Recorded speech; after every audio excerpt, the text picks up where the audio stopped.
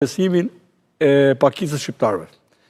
Prandaj, të mos mendoj që bëjnë çuditëra. Ka që ishte çudia, ka mbaruar kjo punë, do m'japi drejt nesër, kur të ndodhi. Alban, ja ta përmbylli Albani këtë tekst, do kemi pra publik. Jo, nuk kam skaqe. Kam një lexim. Dhe për respekt tani priteni për respekt. Prit reklama. Për respekt, do zoti. Për reklama tani. Un kam një lexim të ekuivalencës që duhet sillen nesër. Po? Për deputetin. Është raporti Komisionit Venecias. Konkluzionet përfundimtare në rastet analoge për një deputet tjetër. Edhe thot Komisioni Venecias vlerëson për më tepër që organi parlamentar që shqyrton kërkesën për heqjen e imunitetit nuk duhet të bëjë një vlerësim ligjor të çështjes si e tillë, në veçanti si organ nuk duhet në asnjë rrethan të jap qëndrimin e tij për fajsin ose jo të deputetit, përkatës, apo të bazueshmërisë së procedimit penal.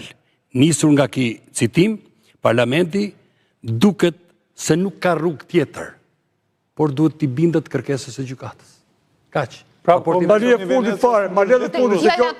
Por nëse nesër Spaku çon 15-20 kërkesa për heqje mandatit tjera, çfarë do bëhet? Tani Partia Socialiste ka thënë në vetë të parë që ne nuk do të bëjmë barierë. Partia Socialiste dhe Partia Demokratike duhet t'i zëvendësojnë, se kanë listën. Kështu që të shohim nëse do ta mbajë atë çfarë ka thënë. Alban, lutem, se duhet të kalojmë publicitet. Pa shpejt edhe përgjigjem. Pa u menu. Jo, unë thash çfarë kisha për të thënë vetë. Atëherë, për sa i përket procedurës, kjo është një procedurë e tillë që do të thotë kryetari i kuvendit është i detyruar që të japë materialet Këshillit të mandateve dhe provat, kërkesën e prokurorit, por nga ana tjetër edhe deputetit, në rastin konkret zonjës Balluku së bashku me provat dhe çfarë ka depozituar prokurori për kuvendin, të njëjtat gjëra i jepen dhe zonjës Balluku, në mënyrë që ajo të jetë e përgatitur për mbrojtjen. Pra, Këshilli i mandateve do të bëjë një seancë ligjore. Po, për të cilën duhet të dëgjoj të dyja palët. Së pari do dëgjoj zotin prokuror, i cili do ketë bashkëpunëtorët apo nuk e di me kë do shkojë me stafin e vet. Nga sa dëgjova, do jetë edhe Klodian Braho, i zgjedhur në fakt në pyet të Spaku, do të jetë për krah nesër në. Ne kemi pasur një procedurë identike me zotin Tahiri, në të cilën Këshilli i mandateve ishte biles e hapur si procedurë. Aty ne kishim edhe profesoresh Vasilika Ysin, e cila nuk ishte dakord për disa nga ato pyetje apo prova të cilat, më falni, kërkesë lidhur edhe me provat, biles me ironizoi edhe zonjën Elisabeta Imera, që ishte prokurore e çështjes, e kam pas studente, tha, më kujtohet. Kështu që ata ja shtytën zotit Tahirit. Pra nuk ishin të bindur, lanë disa, më duket lanë edhe 2 seanca të tjera.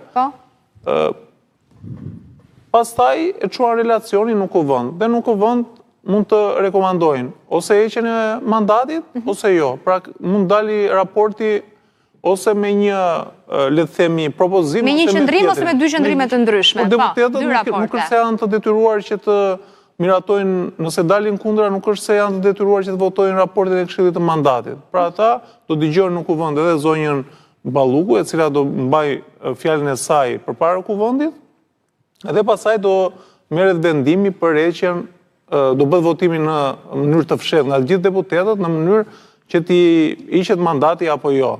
Por mund të ndodhi me atë çfarë ka deklaruar zoti Rama, ai ka thënë që si parashikon vetë me në pyetjen tënde. Unë mendoj që zoti Rama, sepse shikoi gjithë sjelljen nga fillimi në raport me gjithë të tjerët dhe me zotin Veliaj, që është sjell komplet ndryshe, me zonjën Balluku ka vendosur një standard tjetër, një alternativë tjetër qëndrimi.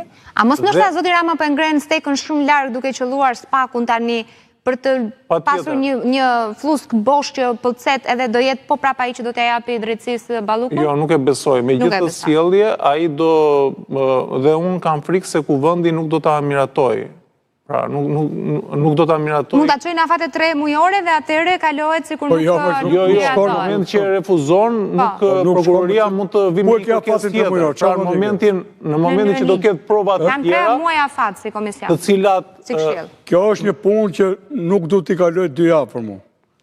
Në momentin që do ketë prova të tjera, prokurori mund të bëjë një kërkesë tjetër në referimin e të nëndit 288 kodit procedurës penale me tjera prova, dhe t'i kërkoj kuvendit heqjen sërish me të njëjtën procedurë, po fillon nga fillimi.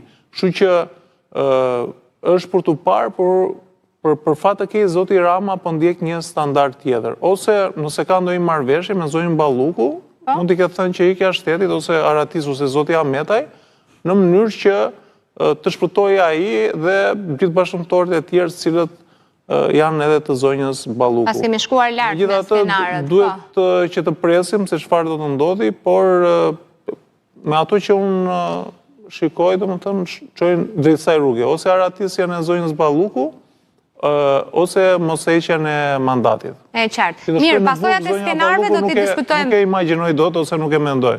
Do të vazhdojmë